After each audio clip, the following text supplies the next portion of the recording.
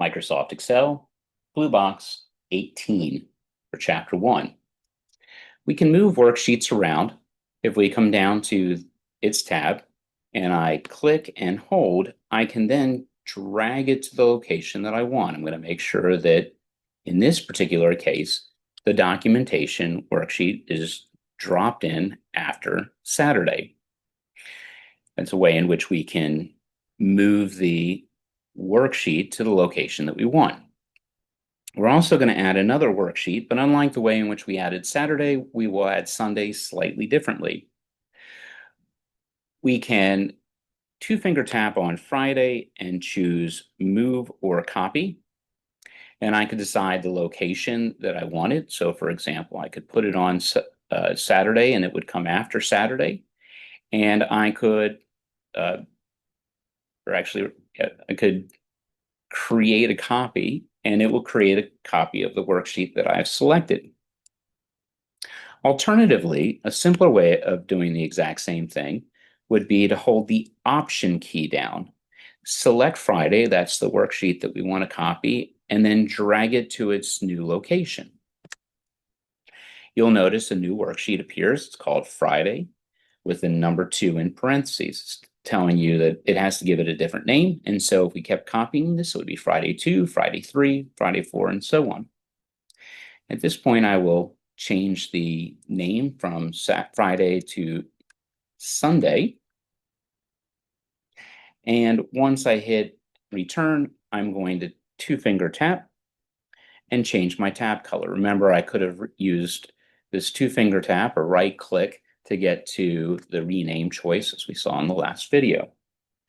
In this particular case, we're going to change the color to gold accent 4. Again, we're going to go across the top row. Whenever you see gold and color, comma, accent, and a number, you know you're in the top row.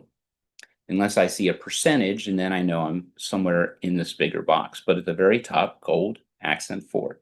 Making sure that accent 4 is the color chosen. And you'll notice the color for Sunday changes. We're going to do something very similar to what we did before, which is we're going to get rid of the contents of what is in C8 down to C30.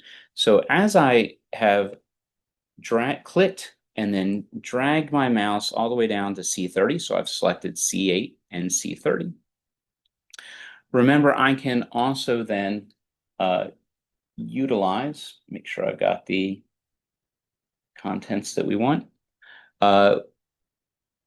hold the Command key down while I am selecting, after I have selected the C column. So click on C8, and while I'm clicking, I'm holding and dragging all the way down, until we've selected C30.